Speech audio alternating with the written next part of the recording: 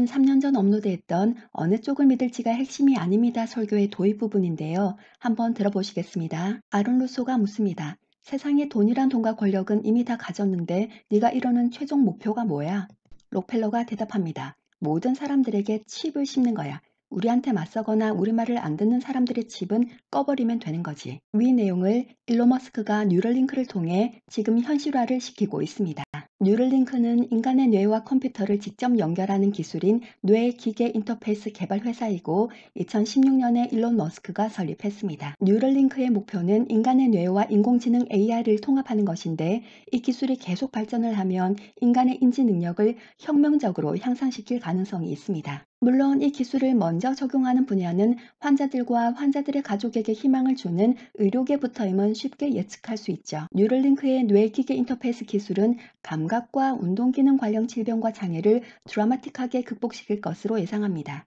사고나 질병으로 인한 마비 환자, 파킨슨병, 간질, 실명, 청각장애 환자 등이 그 대상입니다. 예를 들면 말을 전혀 하지 못하는 사람의 뇌에 전기 신호를 읽어드릴 수 있는 전극, 다른 말로 센서, 칩을 심고 그 칩이 읽어드린 뇌 신호를 몸 밖으로 내보내면 스마트폰이나 컴퓨터에서 그 사람의 생각이 글로 나타나게 할 수 있습니다. 또 어떤 사물을 카메라로 찍은 다음 그 그림들의 픽셀 하나하나를 앞을 못 보는 사람의 뇌 중 시각을 담당하는 시각 피질에 있는 신경세포에 연결하여 전기 자극을 주면 실제로 시각장애인이 그 사물을 볼 수 있게 할 수 있습니다. 마찬가지로 인간은 꿈을 꿀 때 시각 피질을 통해 꿈을 시각적으로 보기 때문에 꿈의 내용을 영상으로 만들어서 저장할 수도 있습니다. 이렇게 그 시작은 의료계의 도움이 절실한 환자들에게 먼저 적용이 되었다가 그리고 나서 점차 모든 사람들에게 확대되어 인간의 능력을 초극대화하는 대로 나아갈 것입니다. 실제로 뉴럴링크는 2020년에 냄새를 맡을 때 코에서 뇌로 전달되는 신호를 읽을 수 있는 뉴럴링크 임플란트를 장착한 돼지를 선보였었고 2020년 5월에는 FDA로부터 최초로 인간을 대상으로 하는 임상실험 허가를 받았는데요. 마비 환자와 같이 심각한 감각과 운동 기능에 문제가 있는 사람에게 장치를 이식해서 말을 하지 않고도 환자의 생각만으로 컴퓨터나 의수족을 제어할 수 있도록 하는 것을 목표로 합니다. 뉴럴링크가 인간에게 작동하는 방식은 뇌 활동을 감지하고 자극하는 머리카락보다 가는 전극실, 곧 칩을 뇌에 이식하면 그 칩이 신경의 전기 신호를 읽어서 인간의 팔, 다리를 대신할 로봇팔, 로봇다리, 스마트폰 등의 외부 장치에 무선으로 전송을 하는 데이터로 변환을 시킵니다. 뇌에 칩이 이식되면 칩과 컴퓨터 또는 스마트폰이 무선으로 통신을 하고 사용자는 말을 하지 않고 생각만 해도 생각을 할 때 발생하는 뇌 신호만으로 로봇 팔, 다리, 키보드, 스마트폰 등의 외부 장치를 제어할 수 있습니다. 혈관을 손상시키지 않고 칩을 뇌에 삽입하는 고정밀 이식 수술은 임플란트 로봇이 수행을 하는데 수술 시간이 약 1시간밖에 안 걸릴 정도로 빠르고 앞으로는 라식 수술만큼이나 간단해질 거라고 일론 머스크는 말합니다. 칩의 충전은 사람이 자는 동안 칩이 꽂혀 있는 머리에 합니다. 그런데 사실 일론 머스크의 뉴럴링크는 인간과 기계를 결합하는 회사 중 후발주자입니다. 1950년대 이미 쥐를 대상으로 공포 기억을 담당하는 편도체에 칩을 삽입하여 성공한 케이스가 있었습니다. 편도체에 칩을 삽입한 쥐는 공포를 느끼지 않기 때문에 고양이를 막 공격하였죠. 이 기술이 더욱 발전하여 전쟁에 참전하기 전 군인들의 편도체에 칩을 심으면 전쟁터에 나가는 것에 대한 두려움이 없어지고 무서움 없이 살상을 할 수 있게 될 것입니다. 강제할 것인가 자원할 것인가의 문제이지 이론상으로 이것은 얼마든지 가능합니다. 일론 머스크가 이 분야의 후발주자이지만 일론 머스크가 나아가는 방향을 보면 뭐든 간단하게 빠르게 저비용으로 문제를 해결해 나가는 특징이 있어 보입니다. 그래서 일론 머스크가 추진해 나가는 방식대로 인간과 기계를 연결시키는 기술들이 상당히 간단한 방법과 빠른 속도로 발전을 한다면 그리 비싸지 않은 가격에 그리 위험하지 않고 그리 고통스럽지 않게 대량으로 하지만 그 결과는 드라마틱하게 나타날 것이고 사람들은 삶과 질병과 죽음에 대한 새 희망을 보게 될 것입니다. 의료계에서 이 기술이 널리 사용되어 환자들에게 그야말로 새 세상이 열리는 경이로움과 편리함과 안전함을 가져다 준 후에는 거기서 멈추지 않고 이런 기술들을 모든 국민들에게 확대하려 할 것은 자명합니다. 물론 혼란과 반발이 생길 것이고 윤리적, 철학적, 법적 문제가 발생할 것이지만 결국은 모든 사람들에게 확대 적용되게 될 것입니다.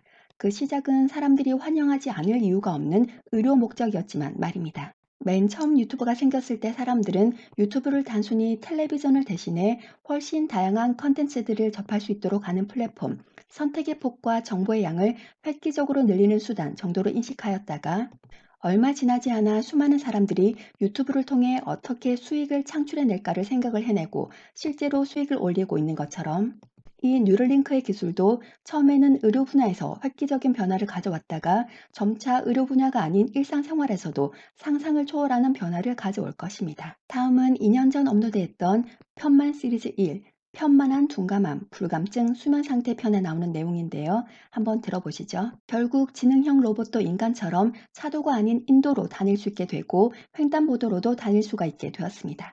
이렇게 되면 얼마 지나지 않아 로봇이라는 정의를 다시 규정하게 될 것입니다. 마치 기존의 가족에 대한 정의가 무너지고 새로운 가족의 정의가 내려진 것처럼 말입니다. 물론 이미 2018년 2월 유럽의회는 인공지능 로봇이 스스로 배우고 판단할 수 있는 능력을 갖추는 것을 넘어 인간을 뛰어넘는 단계까지 발전한다면 로봇에게 책임을 물을 수 있다 하는 결의안을 통과시켰습니다. 이 결의안에서는 인공지능 로봇의 법적 지위를 전자인간, 전자적 인간으로 정의하였습니다. 로봇이 공식적으로 인간의 범주에 들어가기 시작한 것이죠. 그러나 앞으로 로봇에 대한 정의는 더 구체적으로, 다시 말해 더 인간에 가깝게 재규정될 것입니다. 왜냐하면 인공지능 로봇의 발전과 그 활동 반경은 앞으로 더욱 넓어져서 로봇이 전방위적으로 인간 생활에 들어오게 침투하게 될 테니까요. 자, 이렇게 이미 토론이 된 내용이지만 시간이 지날수록 인간과 AI가 어떻게 공존할 것인가, 인간의 정의는 어떻게 어느 범주까지 내릴 것인가, 이 기술의 적용은 어느 선까지 누구에게까지 허용할 것인가, 관련법은 어떤 내용까지를 담을 것인가 등이 더 세밀하게 논의될 것입니다. 그리고 결국은 아론 루소의 물음에 대한 닉 로펠로의 답처럼 흘러갈 것입니다. 어차피 칩은 충전을 해야 계속 사용할 수 있고 기술은 지속적으로 발전을 할 것이기 때문에 얼마든지 충전을 하지 못하도록 통제도 할 수 있을 것이기 때문이죠.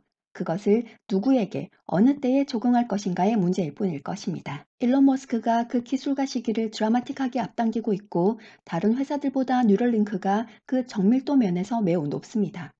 아니나 다를까 뉴럴링크는 단지 의료 분야뿐 아니라 잠재적으로 인간과 AI의 공생, 건강에 문제가 없는 건강한 사람의 기억력, 인지 능력, 학습 속도 향상 기술, 말이나 타이핑 없이 생각이나 감정만으로 사람들이 커뮤니케이션을 하는 것에 있어 그 속도와 효율성을 극대화시키는 텔레파시 통신 기술, 마우스를 사용하지 않고 단지 뇌 신호만으로 가상현실과 직접 상호작용하는 몰입형 가상현실 및 게임 기술, 시각, 청각뿐 아니라 적외선이나 자외선을 인지하는 능력을 포함해서 감각이나 경험을 복원 또는 강화하는 기술, 생각만으로 스마트폰, 컴퓨터, 로봇 같은 외부 장치를 제어하는 매우 발전된 형태의 기술을 선보일 것으로 보입니다. 여기 앞서 말한 일론 머스크의 스타일, 곧 저비용으로 대규모의 일을 하는 사례를 반영한 케이스가 또 있습니다. 다음은 3년 전인 21년도에 업로드했던 계시록 제5부 남은 재앙들과 앞으로 될 일에 나오는 내용입니다.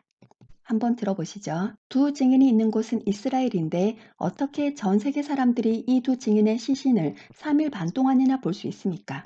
네, 인터넷이죠. 그때에는 올해인 2021년 인터넷 서비스 베타 테스트들이 이미 시작하였고 내년인 2020년에 완성될 계획인 일론 머스크의 스타링크 프로젝트의 완성으로 42,000개의 위성이 지구 전체를 덮어 지구상의 모든 곳에서 지금보다 최소 30배에서 100배 빠른 인터넷이 상용화되어 있을 때입니다. 위의 내용을 실현하기 위해 42,000개 위성을 쏘려 할 때에 가장 큰 이슈가 되는 것은 뭐니 해도 비용인데 며칠 전인 2024년 10월 13일 일론 머스크는 그 어마어마한 비용을 줄이는 데 성공하였습니다. 이제까지는 한 번 쏘아 올린 위성들 중 제어가 된 방식으로 궤도를 이탈하는 일부 위성들, 특히 규모가 크거나 위험한 위성은 포인트 니모라고 불리는 태평양 바다의 우주선 묘지 같은 무인 지역에 떨어질 수 있도록 설계가 되었는데요.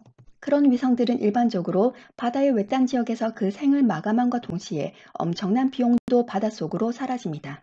그런데 일론 머스크의 스타링크 프로젝트가 성공함으로써 이제 그 엄청난 경비를 줄일 수 있게 된 것이죠.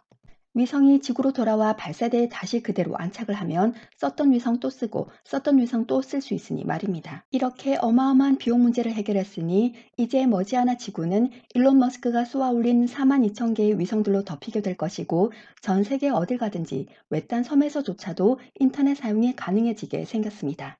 그러면 계시록 11장 11절로 12절에 기록되어 있는 대로 두 증인의 시신이 3일 반 동안이나 바닥에 널브러져 있는 것을 온 세상 사람들이 인터넷을 통해 다 볼 수 있게 될 것입니다. 그리고 그 두 증인이 다시 살아나 하르파조, 즉 휴거가 아니라 아나바이노, 즉 하늘로 올라가는 것을 볼 수 있게 되어 계시록 11장 11절로 12절이 성취가 될 것입니다. 2024년 10월 13일 쏘아 올린 위성이 지구로 잘 돌아와 다시 발사대에 그대로 안착을 하게 되었을 때에 그것을 지켜보던 사람들의 환호성 소리와 그러나 인자가 올 때에 세상에서 믿음을 보겠느냐 하신 예수님의 말씀이 묘하게 오버랩되는 듯합니다. 뉴럴링크와 스타링크 모두에 들어가 있는 링크는 인간과 기계, 곧 AI와 세상을 모두 하나로 연결시키겠다는 목표를 명백히 보여줍니다. 그리고 이것은 세계 단일 정부가 세워지기 위해 반드시 필요한 사전 작업에 해당합니다. 이렇게 인간과 기계와 세상을 하나로 연결시켜 세계 단일 정부가 세워지는 데 필요한 그 기술적 인프라 구축을 일론 머스크의 뉴럴링크와 스타링크가 충실히 감당하며 이 세상을 마지막으로 끌고 가고 있습니다. 매우 빠르고 매우 정교하고 그리고 저비용으로 말입니다. 우리는 지금 이렇게 빠르게 그리고 실제로 마지막을 향해 달려가는 세대를 살고 있습니다. 더 늦기 전에 지금이야말로 아무도 누구도 대신해 줄 수 없는 자신의 믿음과 구원의 문제에 대해 심도 있게 다시 점검해 보아야 할 때입니다. 자신의 믿음이 혹시 지적 동의 상태의 가짜 믿음은 아닌지 말입니다. 잠시 광고 말씀드리겠습니다.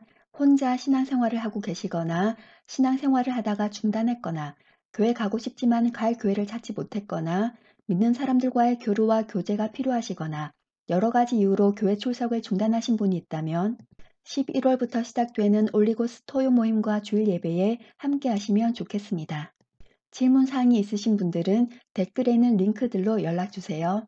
직접 참석은 하지 않더라도 신앙 상담이나 질문이 있으신 분도 연락 주셔도 좋습니다. 토요 모임은 11월 2일 오후 2시 사운스커피 프리미어 강남에서 주일 예배는 11월 3일 오전 11시 공투디오 강남에서 있고 토요 모임 장소인 사운스커피 프리미어 강남은 강남역 신분당선 4번 출구 근처에 있고 주소와 지도는 화면을 참고하시면 되겠습니다. 그리고 주일 예배 장소인 공투디오 강남은 강남역 신분당선 10번 출구 근처에 있고 주소와 지도는 화면을 참고하시면 되겠습니다. 많은 참석 바랍니다. 마라나타. 이상 설교문 잘라서 읽어드리는 참믿음과 구원 올리고스TV의 설시아였습니다. 마라나타. 그럼 다음 설교문으로 곧 찾아뵙겠습니다. 감사합니다. 구독, 좋아요, 공유 부탁드립니다.